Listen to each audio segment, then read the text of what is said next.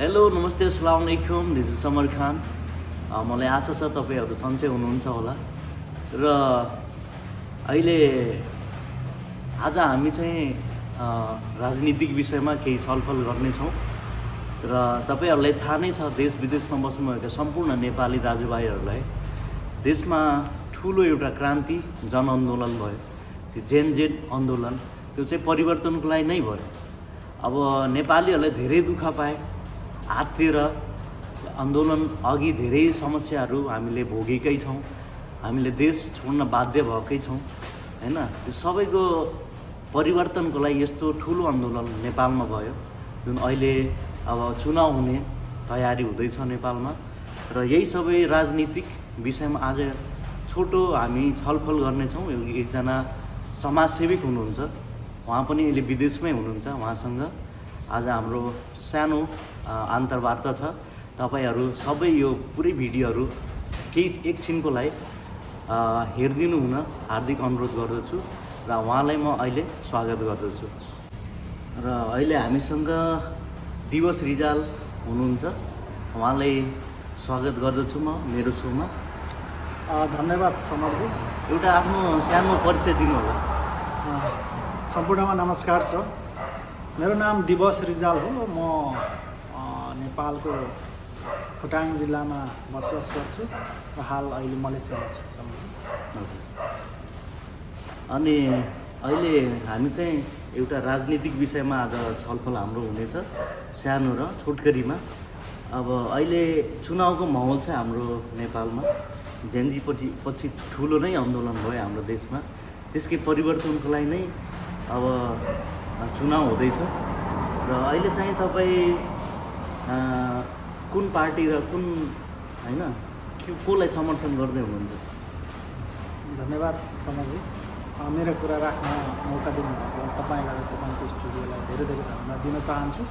म चाहिँ अहिले देशलाई चाहिने पार्टी भनेको राष्ट्रिय संस्कृति पार्टी र यसको नेतृत्व हर्क साम्पाङले गरिराख्नु भएको छ। र यही पार्टी चाहिँ देश सम्हाल्नुपर्छ र यही पार्टी मात्र देशको आवश्यकता हो र हर्क साम्पाङले मात्र यसको आम परिवर्तन ल्याउनुपर्छ भन्ने विश्वास राखेर अगाडि बढिरहेको छु। हजुर हजुर। अनि श्रम सांस्कृतिक पार्टी र हाम्रो हर्क साम्पाङ नै किन तपाईँलाई रोज्नुभयो, किन समर्थन गर्नुभयो? यसको एउटा छोटकरीमा एउटा कारण र किन गर्नुभयो? धन्यवाद, मिठो प्रश्न गर्नुभयो।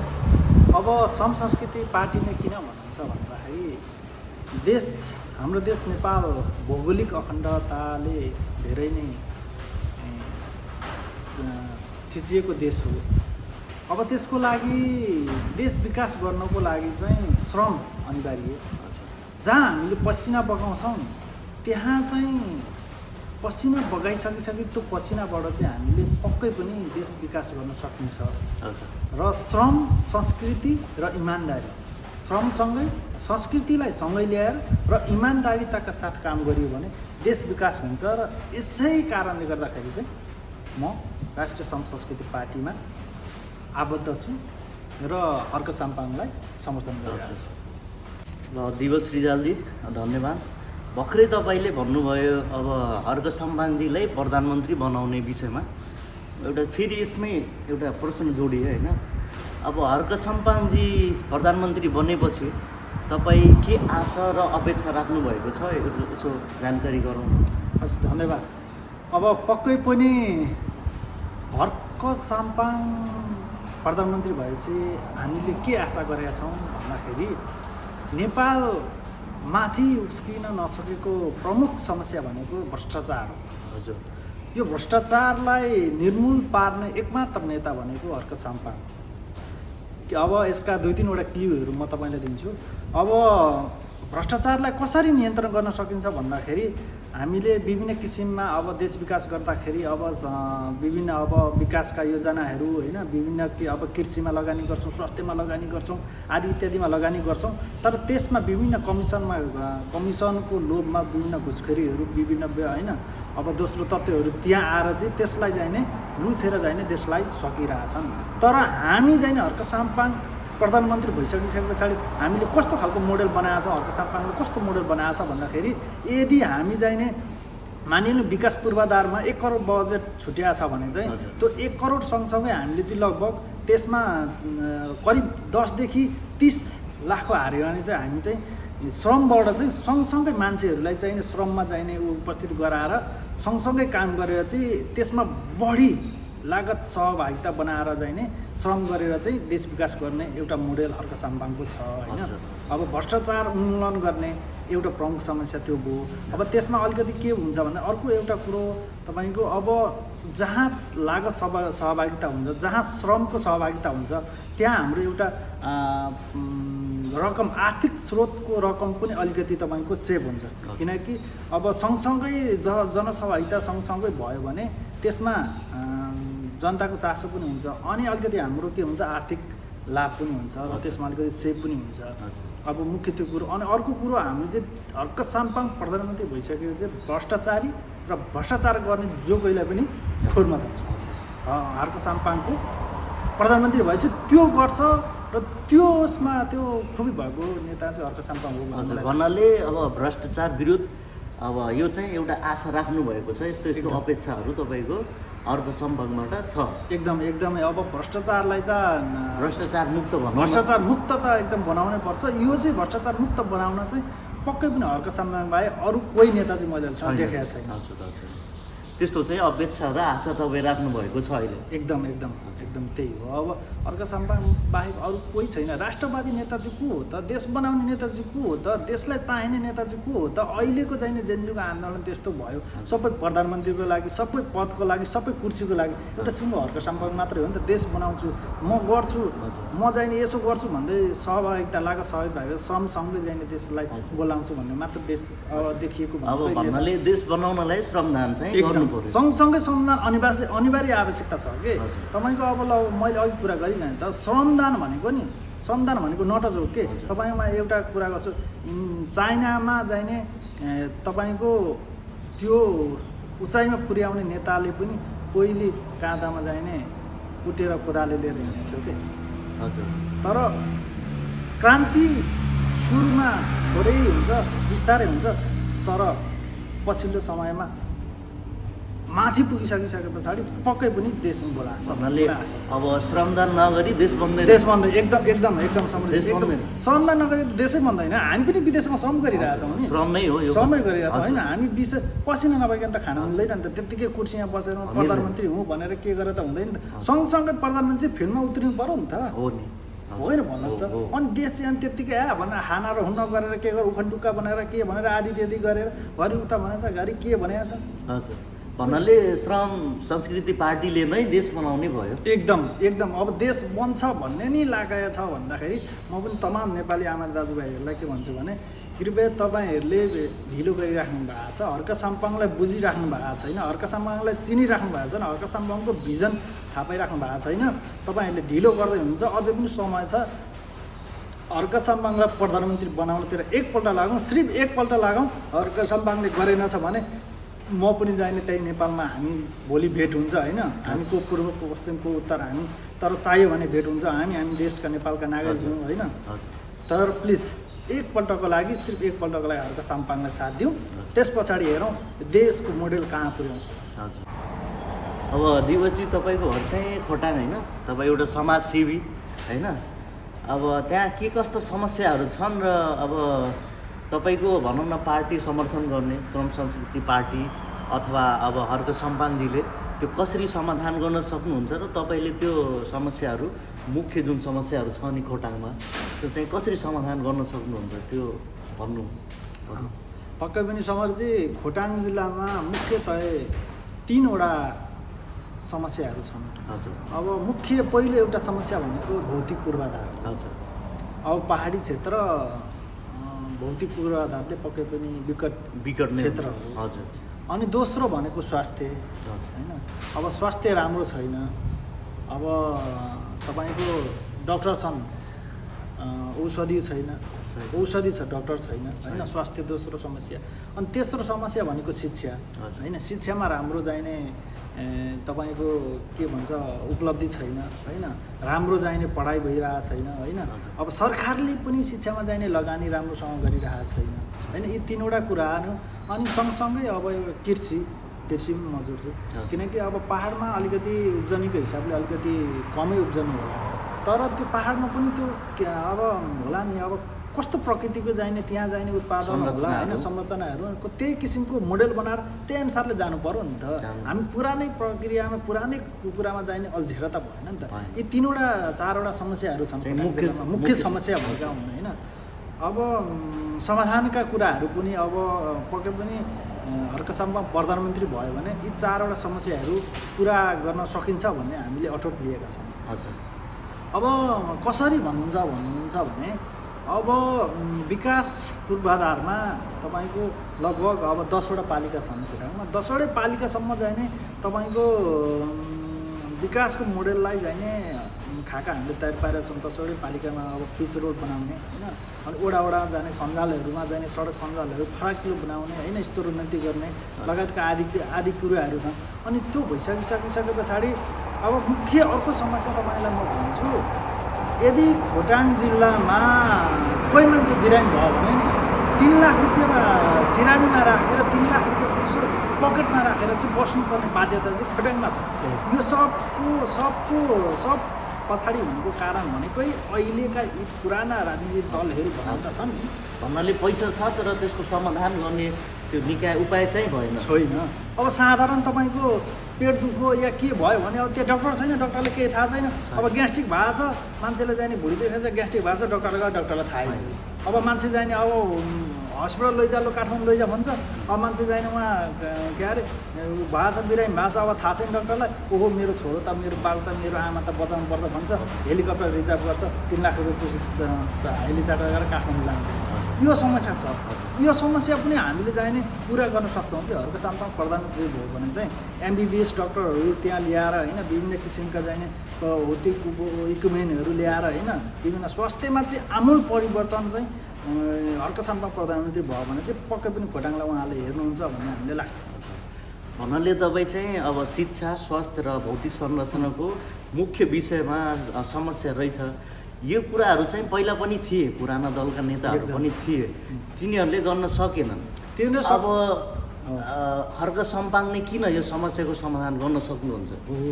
हो मैले भन्न खोजेको मुख्य कारणै त्यही हो कि पुराना नेताहरूले भन्दा आए म यो गर्छु ऊ गर्छु यो गर्छु भने, तर खाइ केही लाछार पछाड बाटो त लाएन नि त।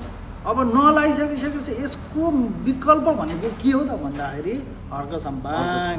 अरू विकल्पै छैन। अरू पार्टीले अरू नेताले बनाउला भन्ने छैन, आशा छैन। मलाई त आशा 1 2 3 आशा छैन होइन। हर्कसम्म मात्र एउटा त्यस्तो बाबा उसले जे बोल्छ सत्य बोलिरहेछ, मिठो बोलिरहेछ, अलिकति के अरे छिटो बोल्छ, के गर्छ, रिसाएछ, बाबा रिसाउँछ त, यो रिसाउने कसले बनाएको हो? तिनै नेताले बनाएको हो नि त, तिनै अब जनताले बनाएको हो नि त। जनताले पनि त जाने बुझ्नु पर्यो नि त कुरा। हर्कसम्पाङको कुरा के हो त? हर्कसम्पाङको पनि त कुरा बुझिदिनु पर्यो नि त होइन। अनि खालि जाने के बनाएको छ, आदि पुरानै दल बनाएको छ, के बनाएको हर्कसम्पाङले चिन्नलाई मान्छेले ढिलो गरिरहेको छन् कि, त्यही भएर ऊ मान्छे रिसाउँछ होइन। तर रिसाउँछ, रिसको पछाडि सत्य छ एकदम।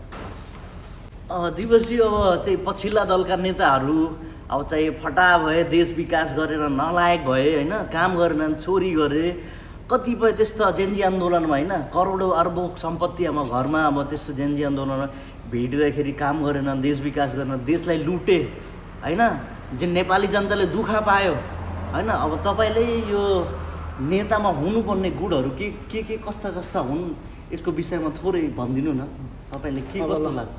पक्कै पनि होइन, राम्रो प्रश्न उठाउनु भयो। म यसको उत्तर एकै वाक्य दिन चाहन्छु कि यसको उत्तर भनेको असल नेतामा हुनुपर्ने गुण भनेको नि एउटा मात्र भइपुग्छ कि, त्यो भनेको निकास भनेको के हो त भन्दाखेरि देशमा के भइरहेछ, देशले के चाहिरहेछ, देशलाई कस्तो अवस्था लाने हो भन्दाखेरि त्यो नेताले चाहिँ छिटो तपाईँको फैसला गर्न सक्नु पर्यो कि, छिटो चाहिने निर्णय गर्न सक्नु पर्यो कि। बक्क बोलेको छ, ऊ केही छैन, बोल्दैन, केही भएको छैन होइन, अब देशमा चाहिँ त्यत्रो जनजीव आन्दोलन भइरहेछ प्रधानमन्त्रीका लागि अब विभिन्न अब आयो होइन सबै भयो तर कोही नेताले कोही चाहिँ निर्णय दिन सक्दैन नेतामा हुनुपर्ने मुख्य गुण भनेको छिटो निर्णय दिन सक्नु पर्यो राम्रो निर्णय दिन पर्यो इमान्दार हुनु पर्यो र यसको सबैभन्दा निकास हो कि त्यही हो कि निकास भनेकै छिटो निर्णय हजुर राम्रो निर्णय तर छिटो निर्णय तपाईँले के अब हर्क सम्पानजी अब निर्णय छिटै लिन सक्नुहुन्छ असल हुनुहुन्छ उहाँ इमान्दार हुनुहुन्छ भन्ने लाग्छ एकदम तपाईँले विश्वास छ एकदम मलाई विश्वास छ कि किनकि उसले भनेको देशलाई चाहिने अब जनताले चाहिँ के खोजिरहेछ भन्दाखेरि उसलाई चाहिँ छिटो निर्णय दिन्छ कि अनि छिटो निर्णय दिएपछि जनतालाई पनि फिडब्याक हुन्छ नि त जनतालाई फिडब्याक भइसकेपछि ओहो नेता चाहिँ यो रहेछ है साँच्चै छिटो निर्णय गर तर राम्रो निर्णय गर अरू नेता त बोलेकै भन्नाले उहाँ चाहिँ जनताको मन चाहिँ जित्नु भयो एकदम इमान्दार हुनुहुन्छ देशप्रति इमान्दार हुनुहुन्छ होइन लगभग राखिराख्नु भएको छ भ्रष्टाचार भनेको केही छैन उहाँमा देश बनाउनुहुन्छ देश बनाउने हुटुटी भएकै नेता भनेको तपाईँको हर्क साम्पाङ हो अरूमा त छँदै छैन कि इमान्दार चोर नेता सबै भनेको यो कोही पनि ठिक छैन एकदम देश लुटेर सकेन नि त त्यही अब देश लुटेर म पनि नेपालमा जाने अब केही गर्छु है भनेर बसेको मान्छे तर हामी जस्तो तपाईँ हामी जस्तो मान्छेहरू चाहिने देश छोडेर चाहिँ अर्को देशमा आएर सङ्घ गरिरहेको छ यिनै नेताका कारणले गर्दाखेरि भोलि हर्क साम्पाङ आओस् त देशमा रोजगारी हुने सक्ने सिर्जना हर्क साम्पाङले गर्न सक्छ कि त्यसको ग्यारेन्टी म लिन सक्छु ल किनकि हर्क साम्पाङमा त्यो खुबी छ कि त्यो खुबी भएको नेता भनेको हर्क साम्पाङ नेपाली जनताले दुःख दुःख पाएन पछिल्ला नेताहरूले गर्दा दुःख पाए लु हेर्नुहोस् त अब कति दुःख पायो कति मान्छे जाने मरे जेनजी आन्दोलन त्यत्रो भयो कसले जाने आन्दोलन उक्सायो कसले जाने देश जलाए कसले जाने देश उकासे त्यो त जनताले बिस्तारै बुझ्दै जान्छन् नि होइन बिस्तारै बुझ्दै जान्छन् जान्दै जान्छ त्यस पछाडि आउँछ नि त तर हर्क साम्पाङ मात्र देशको आवश्यकता भनेको अहिलेको लागि हर्क साम्पाङ बाहेक अरू कोही विकल्प छैन हस्ती बस्ती अब हर्क साम्पाङजी प्रधानमन्त्री बनिसकेपछि अब आगामी दिनहरूमा नेपालको राजनीति कता जाला जस्तो हजुरलाई लाग्छ एकदम पक्कै पनि अब हर्क साम्पाङ प्रधानमन्त्री हुनुभयो भने त पक्कै पनि देश विकासमा फड्को मारेर होइन पक्कै पनि देश तपाईँको दक्षिण एसियाकै चाहिने अब होइन राम्रो स्थितिमा पुग्छ भन्ने मलाई लाग्छ होइन तर अब अहिले हर्क साम्पाङलाई देशी विदेशी शक्तिहरू मिलेर अब होइन हर्क साम्पाङलाई छेक्ने हर्क साम्पाङलाई विभिन्न किसिमका होइन आक्षेपहरू लगाउने होइन क्रियाकलापहरू गरिरहँदाखेरि अझै पनि मलाई लाग्छ देश सामाजिक द्वन्द्वमा फस्छ देशलाई चाहिने उभो नलाउने विभिन्न तत्त्वहरू चाहिने एक भएका छन् होइन अब विभिन्न जातिलाई भिडाएर होइन विभिन्न धर्मलाई भिडाएर चाहिने राजनीति गर्न खोजिरहेछन् होइन यसलाई म चुनौती यी मान्छेहरूलाई म चुनौती दिन सक्छु नेपाल भनेको बहुभाषी बहुधार्मिक देश हो होइन सबैको चाहिने साझा सम्पत्ति हो होइन कसैको पनि बाबुको पेय होइन नेपाल भनेको होइन म ती मान्छेहरूलाई अझै पनि म चुनौती दिन सक्छु नेपाललाई सामाजिक द्वन्द्वमा फसाउने षड्यन्त्र भइरहेको छ समाज चाहिँ यहाँ तपाईँको कस्तो कुरा गर्नुहुन्छ बाह्य देशको चाहिने शक्तिहरू चाहिने आएर चाहिने भित्रिसकेको छ कि त्यसलाई अब त्यो देशमा बनाउनको लागि उनीहरूले के चाहन्छ भने त हर्क साम्पाङलाई छेक्ने लु हेर्नुहोस् है अब हर्क साम्पाङ आयो भने त देश त उँभो लाग्छ त्यसको लागि अब हर्क साम्पाङलाई छेक्नलाई बाह्य शक्तिहरू एक भएका छन् अनि हर्क साम्पाङलाई जातीय पार्टी हो भने होइन विभिन्न दबाउन खोजिरहेछन् कि अनि विभिन्न ट्यागहरू लगाइदिने यो चाहिने यस्तो पार्टी उस्तो पार्टी आदि इत्यादि भनेर म ब्राह्मण समुदायको मान्छे ऊ चाहिने राई होला अब के हामी चाहिने तपाईँ मुस्लिम समुदायको मान्छे अब के मुस्लिम समुदायको मान्छेलाई चाहिने हर्क साम्पाङको चाहिने पार्टीमा नजाने के ब्राह्मण जातिले चाहिने हर्क साम्पाङको पार्टीमा यो यस्ता मानसिकताले देश कहिले पनि बन्दैन यो मानसिकता चाहिँ त्याग्नै पर्छ क्या हामीले जबसम्म मानसिकता त्याग्दैनौँ यस्तो मानसिकता जबसम्म देश बन्दैन हो यिनै मानसिकता बनाएर नि अहिले चाहिने तपाईँको देशलाई क्याप्चर गर्न खोजिरहेछन् र देशलाई फेरि भू राजनीतिक अखडा बनाएर चाहिने सामाजिक द्वन्द्वतिर धकेल्ने चाहिने प्रयत्न भइरहेछ तर यो प्रयत्न विरुद्ध हर्क साम्पाङ लागिराख्नु भएको छ हर्क साम्पाङ प्रधानमन्त्री हुनु भने यी सब कुरा नि हुँदैनन् होइन देश अगाडि बढी नै हाल्छ तर मलाई लाग्छ अझै पनि देश सामाजिक द्वन्द्वमा फस्छ भन्नाले चाहिँ अब विदेशी यो षड्यन्त्रहरू नेपालमा अहिले चाहिँ सबै हर्क साम्पाङजीलाई दबाउने प्रयास गरिरहेको छ भइरहेछ नि त्यही भइरहेछ नि होइन अब त्यही अनुसारकै खेलमै जाने अब तपाईँको अस्ति प्रधानमन्त्री जाने हर्क साम्पाङलाई जाने नचाहने हर्क साम्पाङलाई चाहिने लु प्रधानमन्त्री दिएन भने ए बाबा गृहमन्त्री दिएन त्यतिखेर लु प्रधानमन्त्री लो ठिकै छ नदेला गृहमन्त्री दिएका भने यी भ्रष्टाचारीहरूलाई त्यतिखेर हर्क साम्पाङले जेलमा हालिसक्थ्यो कि जेनजी आन्दोलनमा अब जेनजीहरूले हर्क सम्पाङजीले त एउटा अवसर दिएका थिए नि दिएका थिए कि उहाँ चाहिँ किन जानुभयो हो त्यहाँ के भयो भन्दाखेरि अब देशी विदेशी शक्तिहरू एक भयो कि